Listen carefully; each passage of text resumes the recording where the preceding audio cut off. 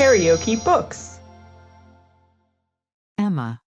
Written by Jane Austen. Audiobook.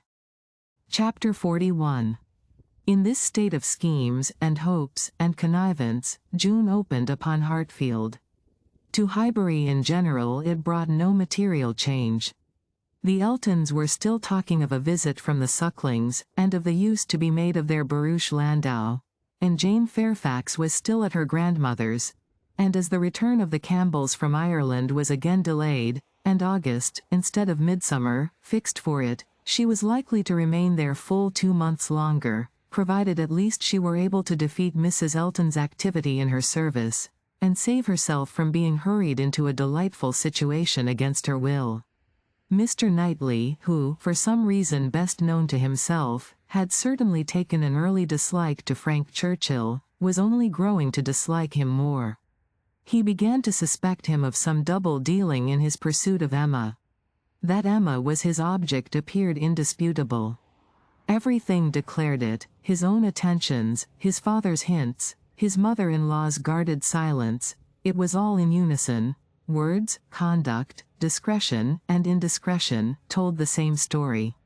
But while so many were devoting him to Emma, and Emma herself making him over to Harriet, Mr. Knightley began to suspect him of some inclination to trifle with Jane Fairfax.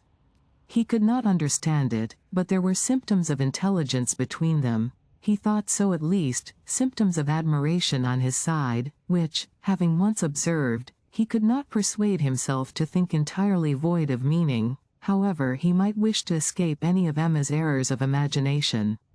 She was not present when the suspicion first arose. He was dining with the Randalls family and Jane, at the Eltons', and he had seen a look, more than a single look, at Miss Fairfax, which, from the admirer of Miss Woodhouse, seemed somewhat out of place.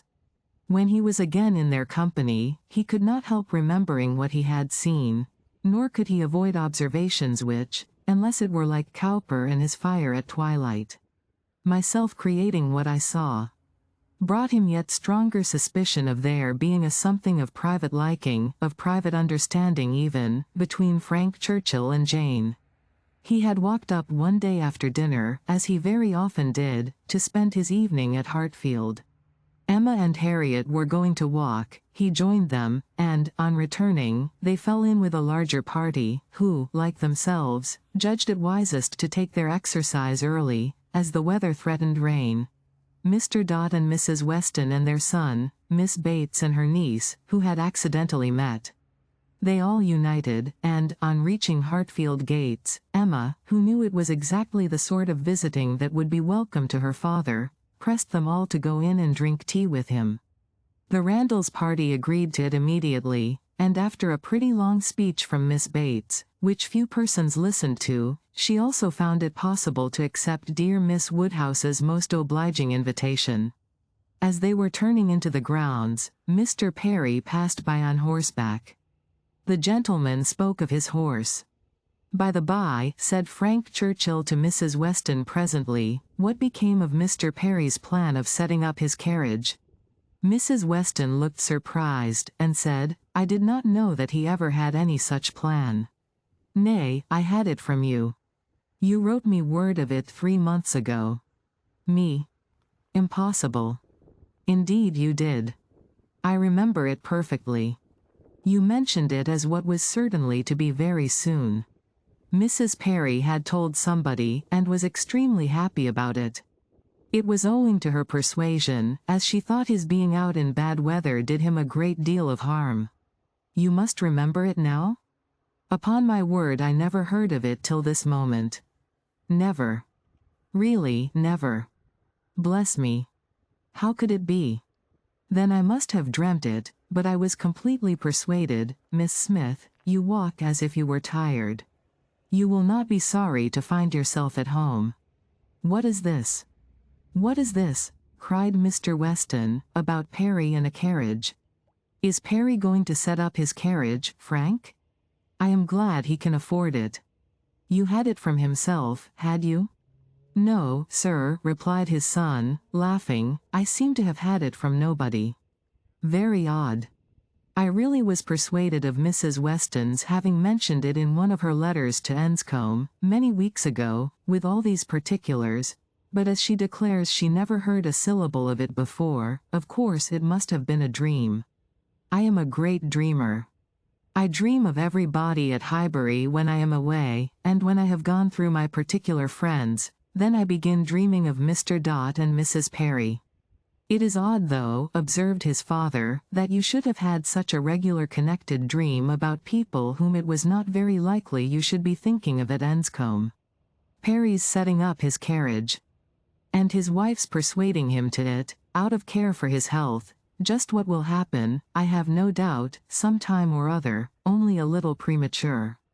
What an air of probability sometimes runs through a dream. And at others, what a heap of absurdities it is. Well, Frank, your dream certainly shows that Highbury is in your thoughts when you are absent. Emma, you are a great dreamer, I think? Emma was out of hearing. She had hurried on before her guests to prepare her father for their appearance, and was beyond the reach of Mr. Weston's hint.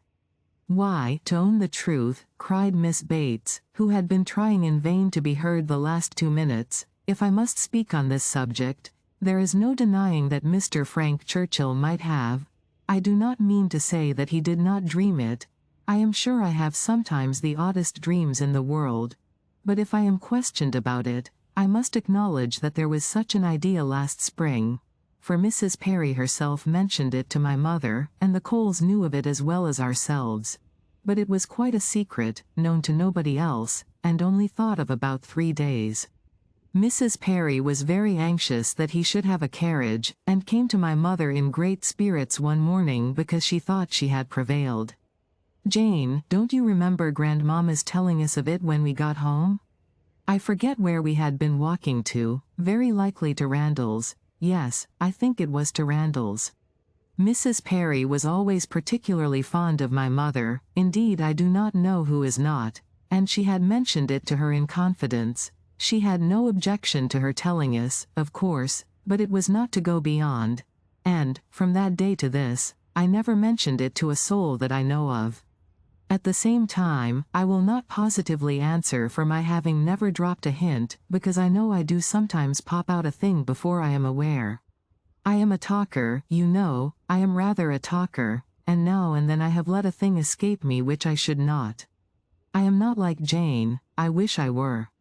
I will answer for it she never betrayed the least thing in the world. Where is she? Oh. Just behind. Perfectly remember Mrs. Perry's coming. Extraordinary dream, indeed. They were entering the hall. Mr. Knightley's eyes had preceded Miss Bates's in a glance at Jane.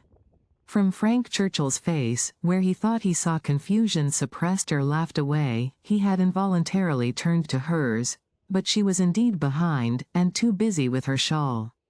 Mr. Weston had walked in. The 2 other gentlemen waited at the door to let her pass. Mr. Knightley suspected in Frank Churchill the determination of catching her eye. He seemed watching her intently, in vain, however, if it were so. Jane passed between them into the hall, and looked at neither. There was no time for farther remark or explanation. The dream must be borne with, and Mr. Knightley must take his seat with the rest round the large modern circular table which Emma had introduced at Hartfield, and which none but Emma could have had power to place there and persuade her father to use, instead of the small-sized Pembroke, on which 2 of his daily meals had, for 40 years been crowded. Tea passed pleasantly, and nobody seemed in a hurry to move. Miss Woodhouse, said Frank Churchill, after examining a table behind him, which he could reach as he sat, have your nephews taken away their alphabets, their box of letters? It used to stand here. Where is it? This is a sort of dull-looking evening, that ought to be treated rather as winter than summer. We had great amusement with those letters one morning. I want to puzzle you again. Emma was pleased with the thought, and producing the box, the table was quickly scattered over with alphabets, which no one seemed so much disposed to employ as their 2 selves.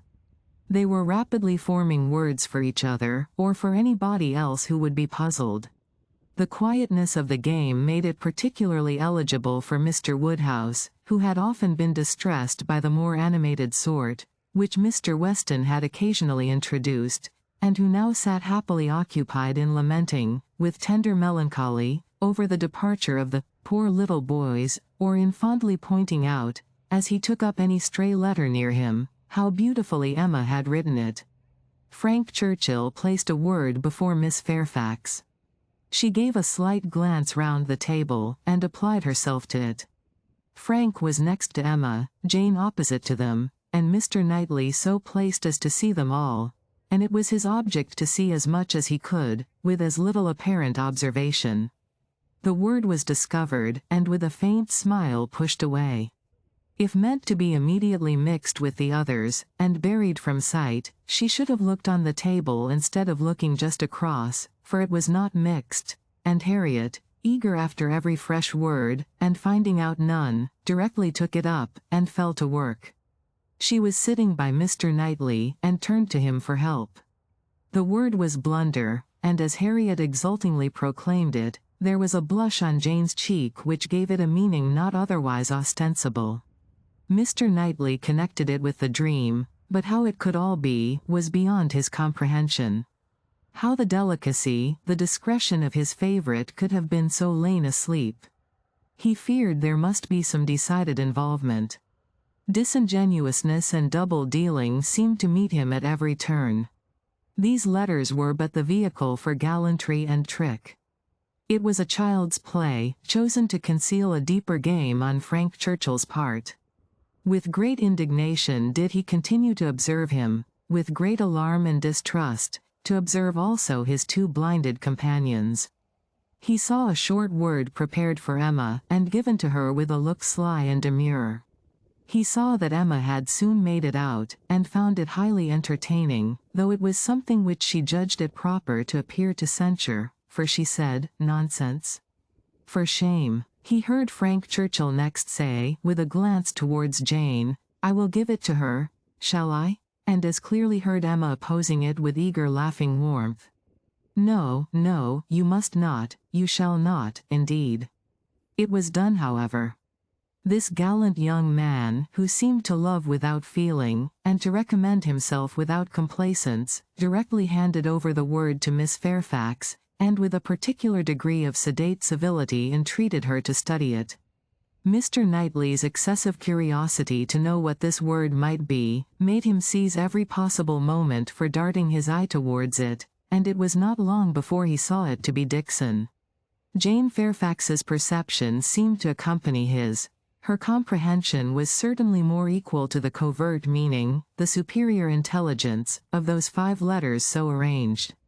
She was evidently displeased, looked up, and seeing herself watched, blushed more deeply than he had ever perceived her, and saying only, "I did not know that proper names were allowed," pushed away the letters with even an angry spirit, and looked resolved to be engaged by no other word that could be offered.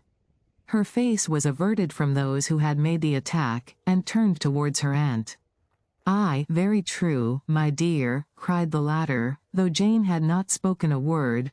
"I was just going to say the same thing. It is time for us to be going indeed. The evening is closing in, and grandmamma will be looking for us. My dear sir, you are too obliging. We really must wish you good night." Jane's alertness in moving proved her as ready as her aunt had preconceived. She was immediately up, and wanting to quit the table, but so many were also moving, that she could not get away, and Mr. Knightley thought he saw another collection of letters anxiously pushed towards her, and resolutely swept away by her unexamined. She was afterwards looking for her shawl, Frank Churchill was looking also, it was growing dusk, and the room was in confusion, and how they parted, Mr. Knightley could not tell. He remained at Hartfield after all the rest, his thoughts full of what he had seen, so full, that when the candles came to assist his observations, he must, yes, he certainly must, as a friend, an anxious friend, give Emma some hint, ask her some question. He could not see her in a situation of such danger without trying to preserve her. It was his duty. "Pray, Emma," said he, "may I ask in what lay the great amusement, the poignant sting of the last word given to you and Miss Fairfax? I saw the word, and am curious to know how it could be so very entertaining to the one, and so very distressing to the other." Emma was extremely confused. She could not endure to give him the true explanation, for though her suspicions were by no means removed, she was really ashamed of having ever imparted them. "Oh," she cried in evident embarrassment, "it all meant nothing, a mere joke among ourselves." "The joke," he replied gravely, "seemed confined to you and Mr. Churchill." He had hoped she would speak again, but she did not. She would rather busy herself about anything than speak. He sat a little while in doubt. A variety of evils crossed his mind. Interference, fruitless interference. Emma's confusion, and the acknowledged intimacy, seemed to declare her affection engaged. Yet he would speak.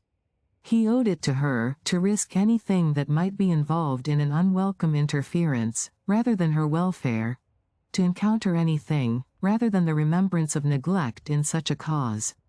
"My dear Emma," said he at last, with earnest kindness, "do you think you perfectly understand the degree of acquaintance between the gentleman and lady we have been speaking of? Between Mr. Frank Churchill and Miss Fairfax?"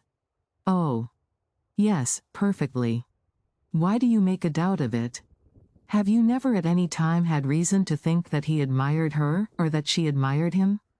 "Never, never," she cried with the most open eagerness. "Never, for the 20th part of a moment, did such an idea occur to me. And how could it possibly come into your head? I have lately imagined that I saw symptoms of attachment between them, certain expressive looks, which I did not believe meant to be public. Oh, you amuse me excessively. I am delighted to find that you can vouchsafe to let your imagination wander, but it will not do. Very sorry to check you in your first essay, but indeed it will not do.